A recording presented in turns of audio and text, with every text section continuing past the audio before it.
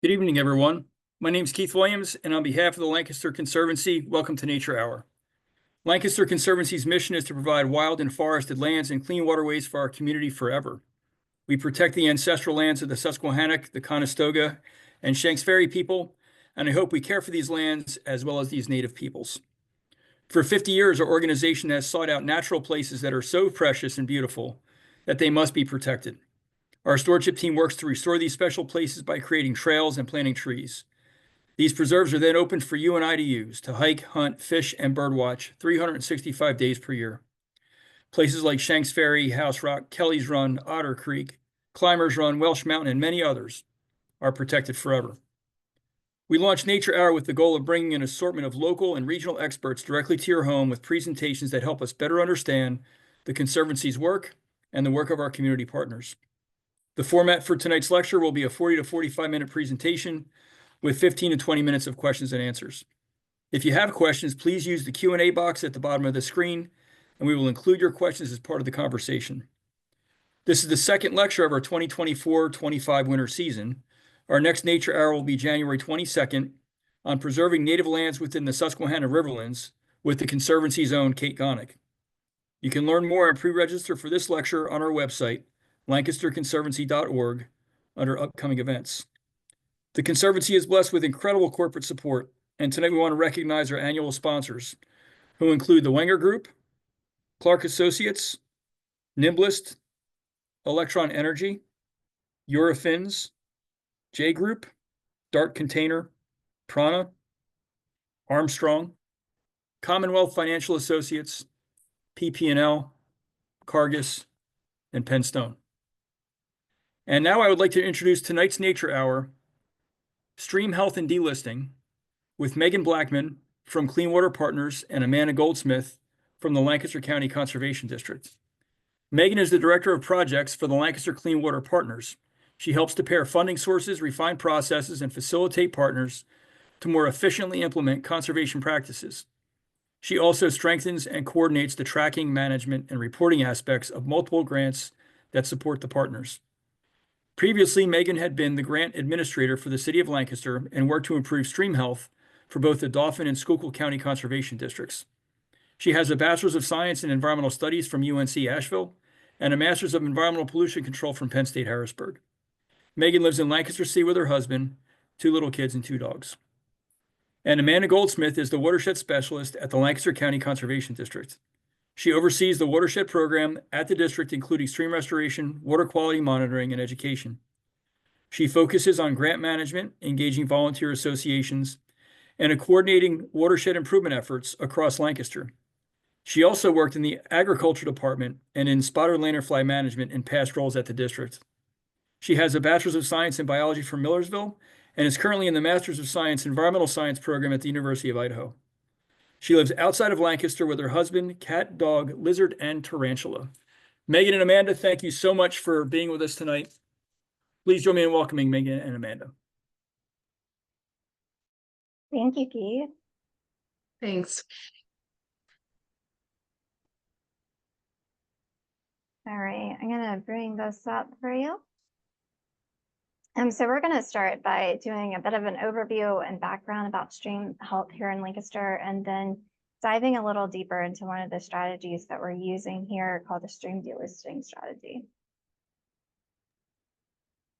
So we'll kind of start with having a quiz to get you thinking about what does stream health mean and what's the state of Lancaster, give some overviews of where Megan and I work and some of the great things we're doing, and then diving in deeper into what the delisting strategy is and all of the ways that Megan and I are involved in that. And then kind of closing out, talking about everything we've learned and ways that you can get involved if this is something you're passionate about. Yeah, so it's quiz time. So you can either pull out your phone and scan this QR code to get started, or if you're on the computer and it's easier, you can type in this slido.com into your browser. If you're doing the website at the top, it'll say enter a code. And so this is the code that you put in.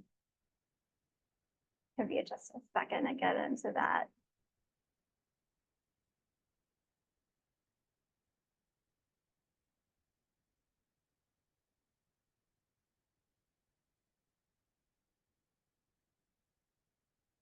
Okay, so our first question.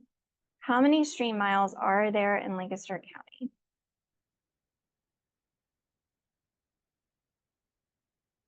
And in case you're still logging in, the code is on the left side of the screen here.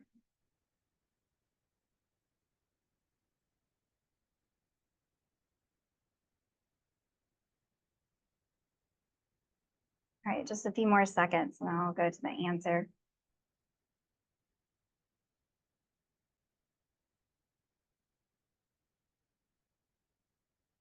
Wow, most people got it right. 1,400. All right, in which watershed is the Lancaster Conservancy's Climbers Run Preserve located?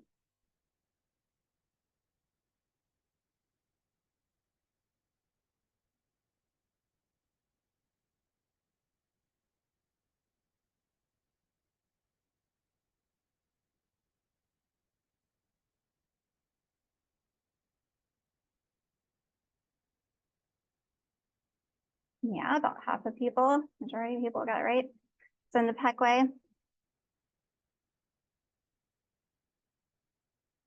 All right, what list, when we say stream delisting strategy, what do we mean by delisting? What list are we talking about?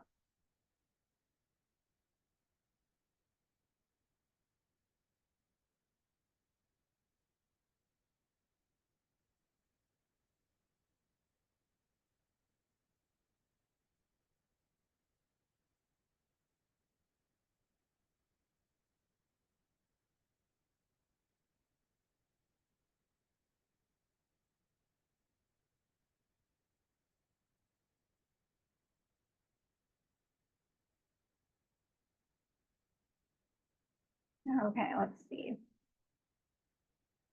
Pretty much everybody got that one right. Yeah, we're talking about the list of impaired waterways on the integrated water quality report. And that's something that Pennsylvania's Department of Environmental Protection puts together. So I Good hope job, that guys. quiz. Oh, sorry. I hope that quiz got everyone thinking about clean water and some of the facets that we look at. I work with the Lancaster County Conservation District. We're a local and trusted resource for individuals, public and private organizations to solve environmental issues, especially focusing on non-point source pollution on farms and construction sites, stream restoration, and education. My role really focuses on the stream side of things. That's kind of what I'll be talking about today. And we work with so many partners to restore creeks within stream habitat, adding streamside forested buffers, which are so important, and educating the community about streams. So I'll pass it to Megan to dive in more into the partners.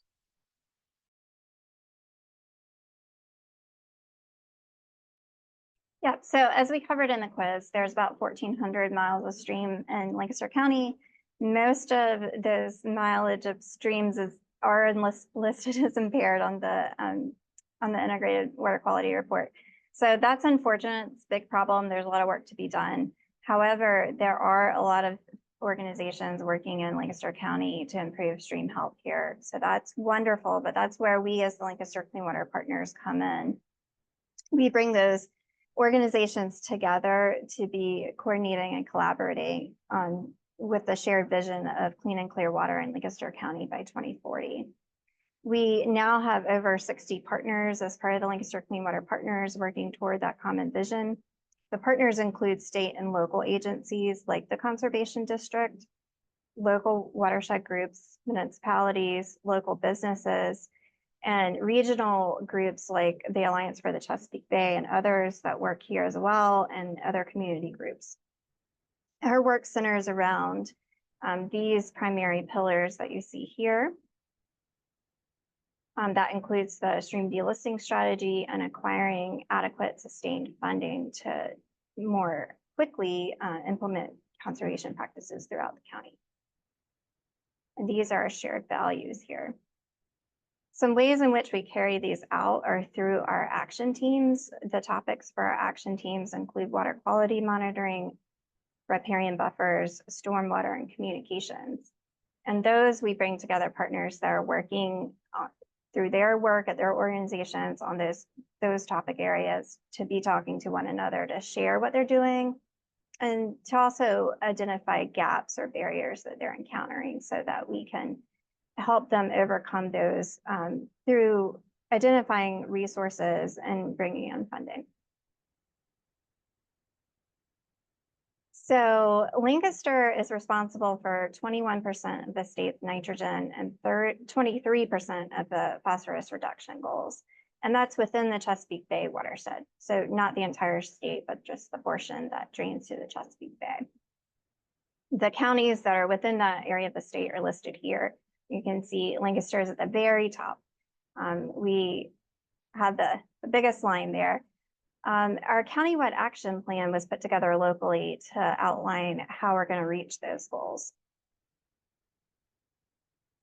Within the various sectors for nitrogen, there's the most opportunity from the agricultural sector to reduce nitrogen by far. It's the big blue area on this pie chart here, 71%. So there's a lot of work to be done, but we know it's absolutely possible if we have the funding and if we have the people. So there, as we've said, there's a lot of organizations doing great things in the county across all sectors, stormwater and agricultural sectors. Here's some pictures here of some of the work being done. And it's all beneficial across the county and every single watershed. It's going to help improve stream health. However, we're trying to focus efforts in select watersheds so that we can see measurable results on an accelerated timeline. The strategy that we use for that is called the stream delisting strategy. So for the stream delisting strategy, we're working in very small watersheds, or catchments is what we call them. So that's the area that drains to a stream. And we're talking about headwater streams here. And so we bring together partners who are working within these small catchment areas. Some of the groups that are the leads, I'm just going to name a few, are the municipalities where the catchments are located, nonprofits like the Alliance for the Chesapeake Bay or Lancaster Farmland Trust, Penn State's Ag and Environment Center. We also have private technical service providers that work with farmers across the county that are a part of this effort, the Conservation District and other agencies. So we bring whoever's working in a select area around the table to talk to one another, often over a map so that we're all looking at the same thing. And we talk about, each area one at a time, who's talked to this farmer, who's talked to this person, what are their goals, what have they done here, what's the next step in the process, what are they encountering, and whose help do they need, whose expertise. And then we help by bringing in or identifying who's not at the table or the expertise that we need. Maybe it's wetland creation. That's just one example. And so these are headwater streams. So by focusing efforts there and improving water quality in these small tributaries, we know that's also going to improve water quality downstream. So the Lancaster Clean Water Partners also host a podcast. It's called Clean Water Conversations. So if you want to learn more about different topics that we're talking about today, that's another way to learn more. Again, Clean Water Conversations. So a few months ago, one of our partners in the stream delisting strategy is Straw Water Research Center, and Lamont Garber, who works there, was on Clean Water Conversations and shared about some of his work working in small watersheds. So I'm going to play about a 2-minute clip of him talking. I enjoy working with people, and I particularly enjoy the process of going into a watershed. And a watershed, again, is that area of land that drains into a particular waterway, right? And so that watershed might be a tiny little stream that flows through a neighborhood.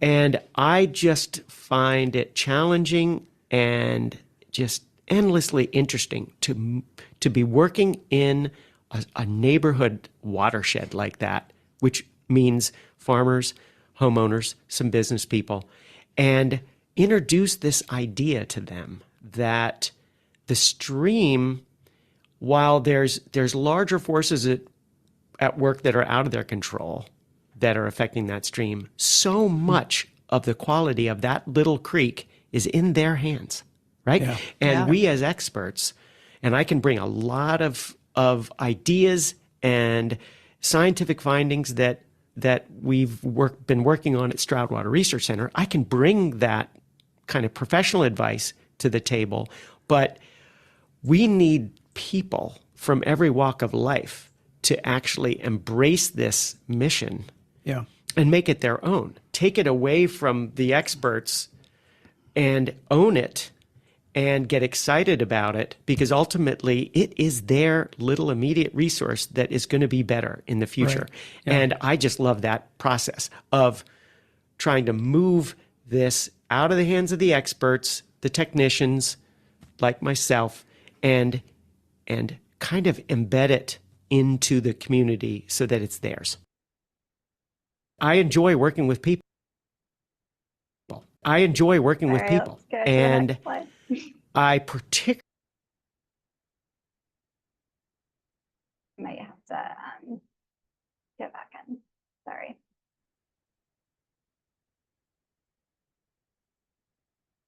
There we go. All right. So he does such a great job of describing how it's really a community project within these small subwatersheds or catchments for the stream delisting strategy. So for the stream delisting strategy, we're focused on streams that are impaired for aquatic life use. So we want to improve the habitat for macroinvertebrates, or the bugs that live in the stream. The causes of the impairment in these stretches of stream are mostly excess sediment, habitat alterations, which is man-made alterations to the stream, and nutrients, which is nitrogen and phosphorus. And the source in most of these areas is from agriculture, although stormwater does contribute in many areas. So in selecting where we were going to work, we work with Chesapeake Conservancy very closely on this effort. They also do a stream delisting strategy in north central part of Pennsylvania and started a little bit before we did. So they helped to go through the process for the selection here too. The main criteria that they looked at for the selection was fastest recovery. So we're not selecting the worst of the worst in terms of water quality. So they are impaired streams, but not horrible. We know that it can be improved, hopefully for delisting one day. Efficient implementation is another factor.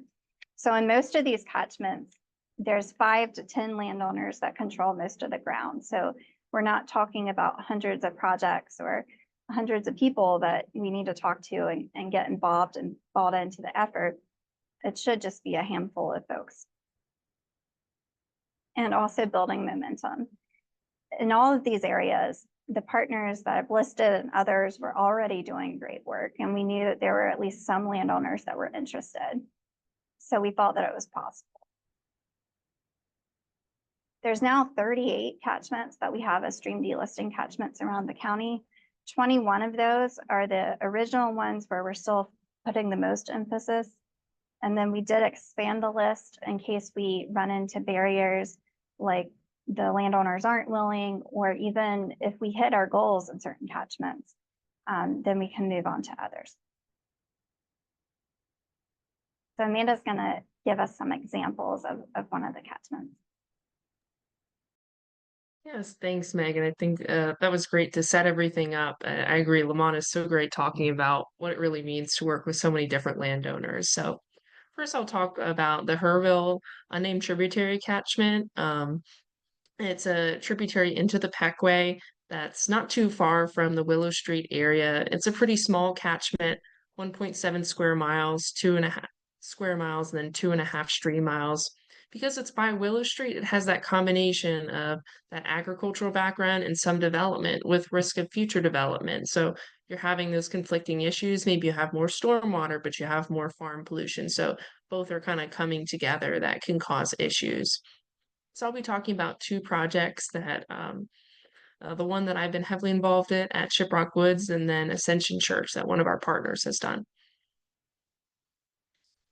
Next slide. So the first project I'll talk about is at Shiprock Woods Nature Preserve. It's a really small preserve, but a wonderful one right by Willow Street. I hope everyone gets to check it out sometime. So the landowner first came to us having some issues with their stream bank and just eroding. They were losing property and they weren't able to enjoy their property the same way. And they came to us saying, "Hey, are you able to fix this?" And knowing that, hey, this seems like a great project to get done. We'd like to stop sediment getting into the creek and we'd like to fix in-stream habitat. Okay, that sounds great. But then what's also the important piece is what's going on with your neighbors? So at the two blue arrows you can see are called CREP buffers, which are farmers that get paid a rental payment to install forests and trees alongside their streams. So I know that this project that we're doing is smack dab in the middle of two other forested areas, which is so important that we're connecting habitat and building that momentum. So a little bit more about the project. It's a relatively small one, about 575 feet of restoration and 1 acre riparian buffer. We try to plant at least about 35 feet or 3 rows of trees on each side, but we're lucky that on the Conservancy side, of course, it's all forested, so that's a huge buffer. Our goal here is to enhance in-stream habitat and stabilize banks, adding that floodplain relief that may not have been there before. So there's whether it's adding riffles, places for fish to hide, that's the kind of things that we want to do. And we work with partners such as the U.S. Fish and Wildlife Service, Lancaster County Conservancy, local excavators. I saw someone put Donegal Trout Unlimited in the chat. Absolutely, we work with them all the time. They're wonderful partners. But what makes a project great is, all right, we've installed this, the landowner's happy, conservancy's happy, we've made great habitat, but it's also, can we educate the public? So we're able to get this signage set up at the site thanks to some NIFWIF funding. And so I hope everyone gets to check out and read about this project and how it connects to other things in the Peckway. And to kind of add on to that, we also have a volunteer through our Water Quality Volunteer Coalition who'll go out monthly to sample the creek and see, is it improving? Are we seeing the changes that we want to see? So that's a photo of it after the fact. Always love that bridge in the background. It's so pretty. And another photo as you kind of keep going down. And then there's another piece to it is getting it planted. So it was a pretty small site that our team probably could have planted ourselves, but the best part is getting students involved or getting local groups involved. So 19 Warwick High School students came out to plant trees, and then they actually wrote this article themselves and had it posted on the school website. So that's always such a rewarding experience, and it shows there's so many different ways that we can make a project important and make it a part of the community, whether it's through education, getting them involved, or enhancing habitat. Another project that our partners worked on was at Ascension Lutheran Church.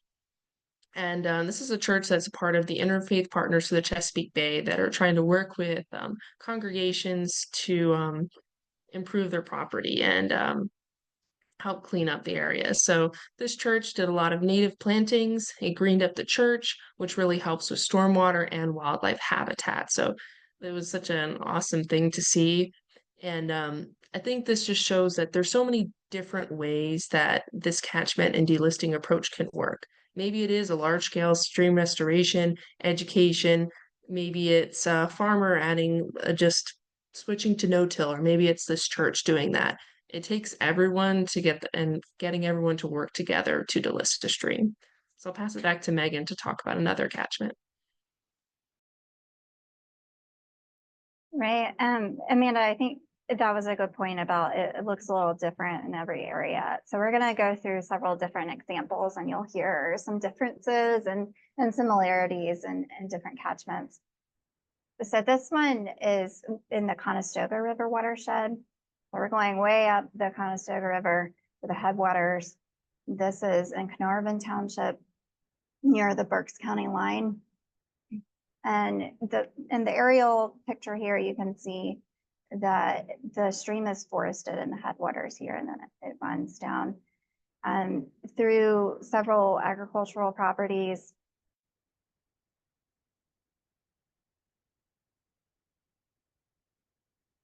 that, sorry, this was supposed to be part of a slide. Hang on one second.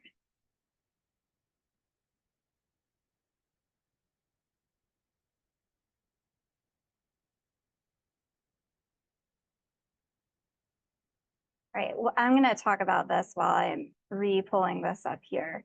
So in the Hammertown Road catchment, there's a lot of partners working there. The work began a couple of decades ago, really, when a couple of farmers started working with the Conservation District and NRCS to implement a couple of practices. And it's really a tight-knit community of plain sect farmers in the area.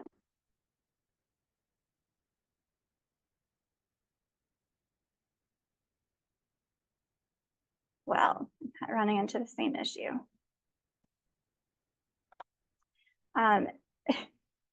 So it's a tight-knit group of plain sect farmers who have done such great work.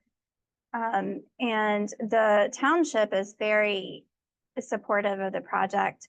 The township supervisors there's 3 of them, have all been involved. Within the past 18 months or so, we have had a Pennsylvania Department of Environmental Protection grant through their Growing Greener program that is called the Watershed Renaissance Initiative, that has allowed us to really refocus efforts there. Stroud Water Research Center is one of the lead partners in that area. And they have done a great job of implementing riparian buffers along the entire stretch of stream. So I want to show you some before and after pictures there. Okay, I just went ahead to the next slide so we could avoid that problem. So here's a picture from 2014. So about 10 years ago, the stream, looks pretty bare. There's not a lot of trees in the picture. This is in the interim. The picture is from 2016, but this is from a fairly recent article in L&P about the work in Carnarvon Township along the Hammertown Road catchment. We're going to share a list of follow-up resources after this presentation, and there will be a link to that article in the follow-up resources. But as you can see in this picture here, Stroud's entomologist is in the stream getting macroinvertebrates to sample. She's sampling macroinvertebrates, and then you can see the cows right there. They have access to the creek, which is not great. And then this picture was taken this past year, and you can see the entire stretch of stream has now been forested. There's a riparian buffer along the entire stretch. They did the final piece of it, just at the bottom of the catchment this past spring. So that's wonderful news that the entire stream is now buffered. These are Stroud's goals for the catchment. And as I was saying, we have been able to focus a lot of effort in the last 18 months or so and have had a couple of landowner meetings there. One was just for farmers, and then the second one was open to all residents of the catchment, and it focused a little bit more on maintaining forest areas and the headwaters. Both of these photos were from the farmer meeting that was held at one of the farms in the catchment.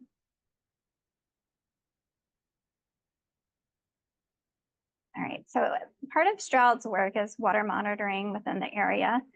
In this very small subwatershed, they have 6 monitoring sites, which is an unusually dense amount of sites in such a small area. So they've been able to study it in detail. This is a lot to look at on the screen here, but the blue triangles that aren't shaded on the left side are the most recent monitoring points that have been analyzed. So that's from 2022. And then on both images, left to right, we're looking at headwaters to downstream. So the first couple of monitoring sites are where it's forested, and then we're going downstream. So they're starting to see some moderate improvement in macroinvertebrates. And as we mentioned, most of the trees have gone in the last few years. So the hope is that as they grow and mature, that the macroinvertebrate communities will continue to come back. So this is all about temperature, and I know it's a lot to look at, but a couple of things I want to point out here is the black line in the middle is at about 20 degrees Celsius. That's the temperature at which trout can survive in a stream. And again, we're looking at like headwaters to downstream. So headwaters is blue, and then downstream is orange and then gray. And so you can see it gets warmer as you head downstream out of the forested area. So the main point of this is showing the benefit of trees for temperature for aquatic life in the stream. And then maybe you can see over time it has started to get a little bit cooler. And again, as the trees mature, we hope to see it continue to cool. All right, so we're gonna head downstream on the Conestoga a bit more, still within the Conestoga watershed, to the Cedar Creek catchment. This is in East Earl Township. And to orient you a bit, if you're seeing my cursor up here, this is Shady Maple. And then the Welsh Mountain is at the bottom of the map here. And the stream here flows from the bottom of your screen to the top, so it flows north. And so as you can see in the headwaters here, it's nice and forested on the Welsh Mountain. And then it goes through some ag areas. A difference in this catchment is that you see a neighborhood here. So there's some residential development. And then we have more farms. And we do have some impervious surface where the Shady Maple, and there's a police station for East Earl here. So the township, East Earl Township, has been really the main partner here that's been driving a lot of the work. They are implementing several projects. One is redoing a basin that takes some of the runoff from Shady Maple and from their police station. And then you can see in this field here, there's a line that runs diagonal across the field. They redid this as a bioswale, so it infiltrates more stormwater and runoff. It's a pretty big slope there where the bioswale is. So it infiltrates that water before it gets to the stream. And then this spring, they are doing a stream restoration project where they're allowing the stream to reconnect to the floodplain along the stretch of stream all the way to, I think this is 322, all the way to 322. They're also doing a project up in the very headwaters of this small tributary that will infiltrate more runoff from the Welsh Mountain. There's some runoff issues there. As you can see, there's some farms, and the picture on the left was a project that was completed several years ago by Lancaster Farmland Trust and Stroud and Land Studies. That was stream bank stabilization and a riparian buffer. There is still more work to be done, and in most of these areas there is. So we're working with the township and others to determine how best to do outreach and education to residents in these neighborhoods and what would make the most sense as far as stormwater projects throughout the neighborhood here. This is a picture of the basin that they redid behind that takes the water from part of Shady Maple and the police station. The photo was taken from their police station looking down. So the bottom picture is during construction, and the one at the top is after, and it's functioning as a constructed wetland now.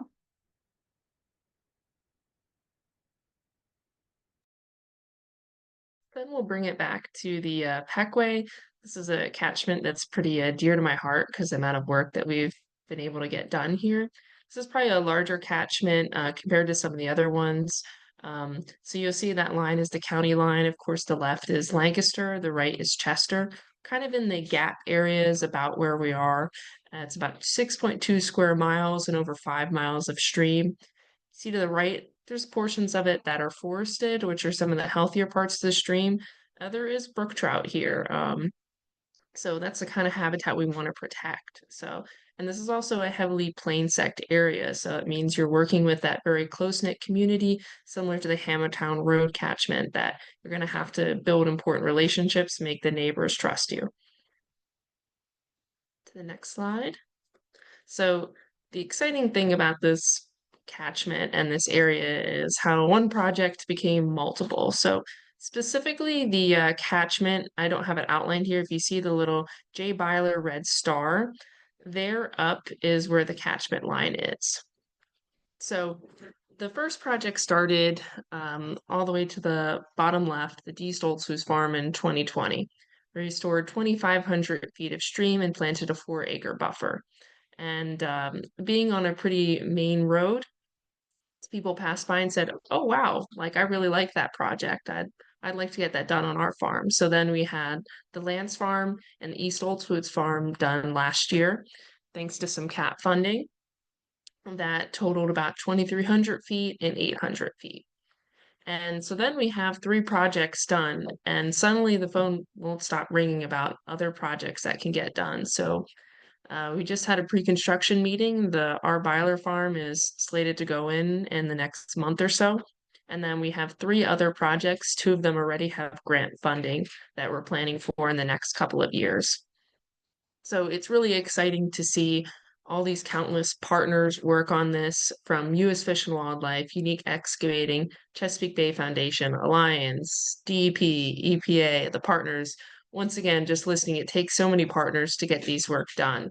And it's really important, as much as possible, we want to focus on that catchment area. Of course, landowners don't see that exact line, so it's important to work with that community.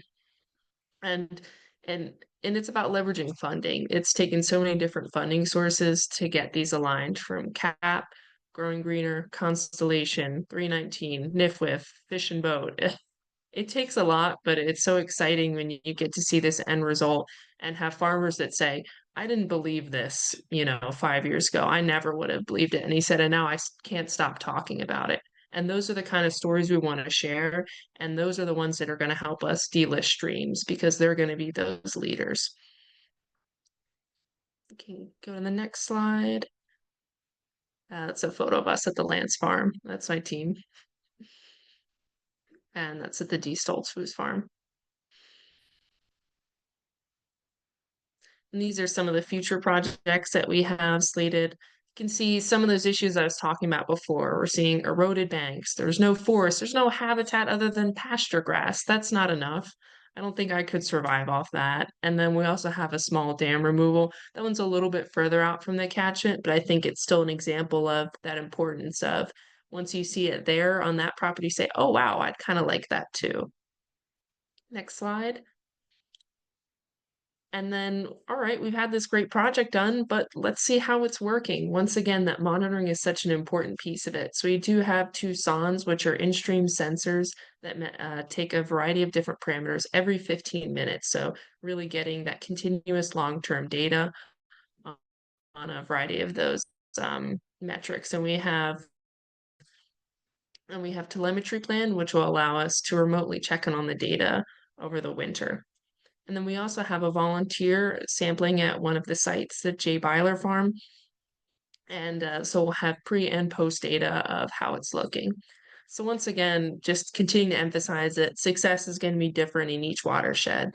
In this plain sect community, perhaps that restoration is what they're interested in, or maybe it's working to get them on no-till.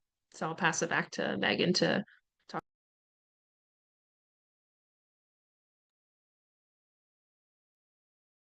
All right, so we're back in the Conestoga River watershed again in Stauffer Run. So this is the Greenfield area, much more suburban than the other ones that we've talked about. In terms of efficient implementation, which was one of the criteria for selection of delisting catchments, this is a prime example because High Associates owns most of the catchment here.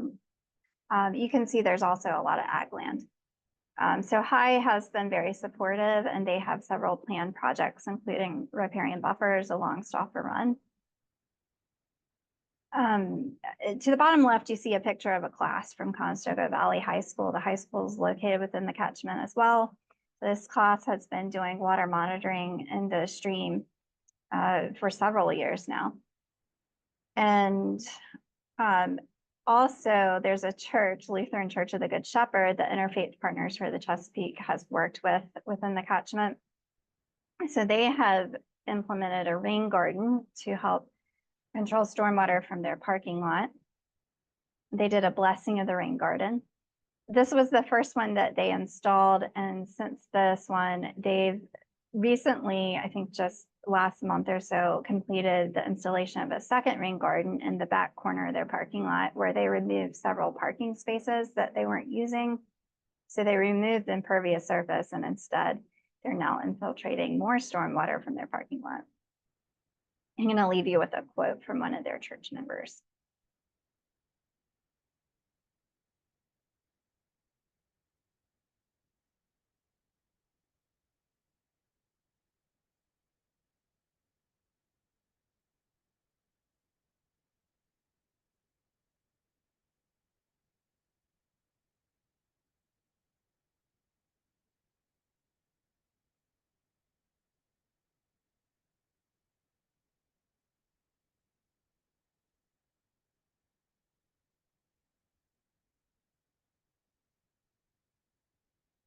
All right, so some things that we've learned along the way is, so again, we bring together the partners working in each of these areas to talk about what they're encountering. And we have seen them get more comfortable over time, reaching out to one another. I mean, they were already working together to begin with in many cases, but we've brought in some new folks and we've seen those connections grow. We seek to maintain open lines of communication. One of those ways is by trying to maintain a master list of planned projects. So if we come across the opportunity to apply for funding, we can more easily do so. Amanda talked about some of the multiple funding sources that are used to implement all of these projects across the county.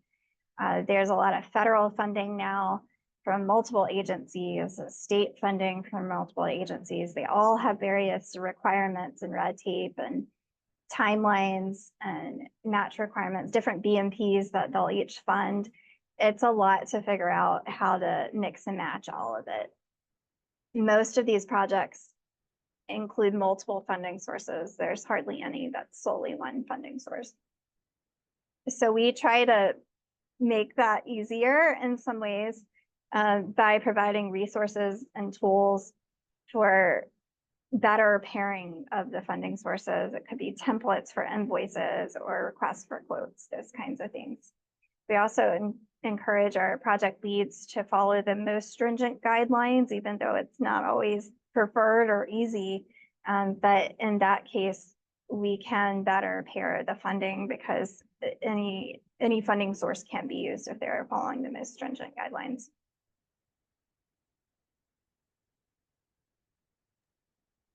So, but we've learned so much trying to pivot towards this strategy that these small catchment size, they are working and that they're perfect for getting conservation done and monitoring done with so many different BMPs. I mean, I think we've listed off so many different ones, or best managed practice, sorry, from maybe it's a stormwater basin, riparian buffer, is it a wildlife planting at a church, or is it a restoration project? There's so many different facets that we can look at.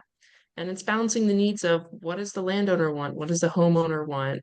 We want to make sure that it works with them and that it works with the community as well. And that's really important because I think Lamont really tied it in perfectly well. It's your resource, it's your property. We want you to be the one to take care of it. We're just here to help. So that's such an important thing to consider and something that I highly respect. And it's celebrating. Oh my gosh, it's so important to take a step back and say, I mean, I hope you can see based on this webinar, so much has been done. Yes, we know these catchments aren't done. Yes, they aren't delisted. That's going to take time, but let's take a break and celebrate. 7 projects are done. That's awesome. And that everyone matters. As I've talked about all these different practices that get installed, it takes the community that to really restore a stream and make it something that we can all enjoy. And if this is the kind of thing that you're really interested in and say, well, I want to help, there's a lot of different ways you can get involved. There's a variety of different organizations that Megan's listed off that do tree plantings. I know our website, we try to keep a lot of those events posted. You can always join our Water Quality Volunteer Coalition and get out and sample your creek once a month. And make sure in your backyard, are there ways that you can be planting native? Do you need a rain barrel on your property to help with some of the stormwater practices? And of course, Water Week, I would hope that everyone's been a part of Water Week. That's always such a great way to get involved, that sometimes it's just being a part of it. So thank you everyone so much. It's been really fun to talk about all these different projects. So thank you. Yeah, Megan and Amanda, wow. Thank you so much. What an amazing, hopeful presentation. We got a couple of questions. And so, in the towards the end of your presentation, you kind of mentioned this about federal and state funding.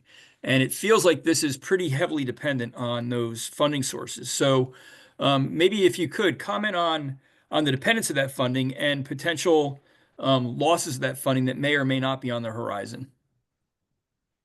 I can start, and Amanda, feel free to jump in. Yeah, it is very dependent on the funding, certainly. And I think that we will most likely see a decrease in federal funding in the coming years, but it's also been an unprecedented level of federal funding in the last several years. But before that, there have been and continue to be state programs and federal programs that we most likely will see continue. Just this past year, the state put into effect that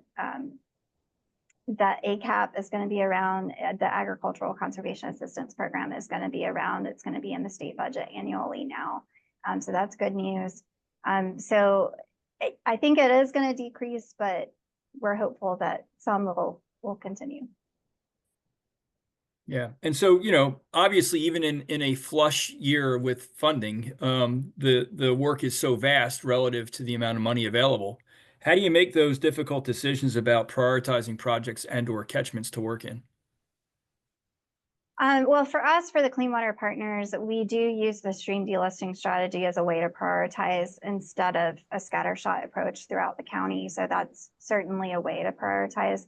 So most of the funding applications that I've been involved with for the Clean Water Partners over the last few years have been solely for delisting catchments. And then we subgrant money back out with that criteria in place that it needs to be used within delisting catchments. We often highly encourage the implementation of riparian buffers too. So that is another priority of ours. Amanda, do you have anything to add to that? Yeah, I would also add, I think watershed implementation plans. I threw out 319. I won't get into all that crazy complicatedness, but plans that detail how to restore stream, how to restore a watershed, those are really important. And having priority areas within an organization, like for us, Pequea and Mill Creek are two ones that we try to do a lot of work in. So it definitely is important to try to look at places that have plans like the delisting catchment, like WIP, so that we're trying to be smart about it. Yeah, great. And more of a in the weeds technical question is on the Hammertown Road project. The cows are wading in that creek, right?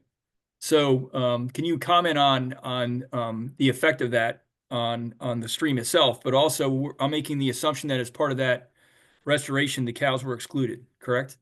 Yeah, so they were in the creek. Yeah, and that photo was from 2016. Right. So now the entire stretch is buffered and exclusion fencing was added. That's a good point. So they no longer have access there. That was one point that I meant to make there, is that the impairment cause that's listed on the impaired waters list for that stretch is grazing within riparian areas, and now that's no longer happening. So I think we're making steps towards delisting there for sure. Yeah, great. And you mentioned headwaters a bunch of times, and the strategy of working on catchments makes a lot of sense, that you target the headwaters. And I just want to make a comment on that I'm grateful for that, right? Because I live on Climbers Run. I enjoy this stream, which is a high quality stream. We got brook trout living in this beautiful little stream. And I think the reason for that largely is because we've got the headwaters protected, right? The headwaters are forested at Steinman Run and at Trout Run. And so, same thing with Welsh, right? Welsh is the headwaters for Mill Creek, which is a trib to the Conestoga. It's actually, I think, 3 different watersheds that emanate from the head of that. So how long did it take to arrive at that strategy of realizing that we really need to target those headwater catchments? I mean, the stream delisting strategy has only been around for a few years, but organizations here have been working for decades on this. And I think that working in the headwaters has always been a priority of them for the last 20 plus years, really. So the watershed plans, like the watershed implementation plans that Amanda mentioned and others, they often, in every single watershed across the county, will say work in the headwaters first, really. Yeah. And, making the assumption that delisting is not necessarily a permanent designation, right? So we could theoretically have a stream that is listed as impaired, becomes unimpaired, and then conditions in the catchment and the watershed change and it becomes impaired again, correct? Yeah, certainly. And so as an example, in the Hammertown Road catchment, the second public meeting that we held this past year was focused on, or one of the focuses was on the forested landowners up above, for the importance of maintaining the forested area, because we don't want that to go away and then we're backsliding there. Yeah. I thought, and so, this, you mentioned, we're not going to see improvements right away. And certainly the Conservancy looks at restoration work. We call it generational. And it didn't take one generation or one decade to impair the environment, to impair the ecology, to impair the stream. It's not going to take one project or a year or 10 years even or more to repair that damage. It really is generational. I thought that data that you showed was pretty compelling. And it's great that you've got data loggers out there. Have you seen any kind of response in the biology, in the benthic macros on some of those longer term projects yet? I think Lidditz Run is a great place to point to, where there's been so much restoration work. We're seeing wild breeding rainbow trout. I mean, that's a sign that water quality is improving. That's, after decades. So there are some watersheds that we're starting to see it, turn that tide. So it's not going to happen, like you said, over 3 to 5 years, but I think that's a great example of seeing local improvements. Yeah, that's awesome. And that's just a lot of hope. So I want to end on two notes. I think I love what Monty Garber said about community, about bringing people together and forming this conservation community around this work and building trust, right? Because it is really, even though we're talking about protecting water quality and delisting based on aquatic life, humans are integrated with that completely. We depend on that quality ecosystem, that quality water. And the human community that forms around that, I think, is a quality community. I certainly experienced that working with water quality volunteers and working with the volunteer land stewards of the Conservancy.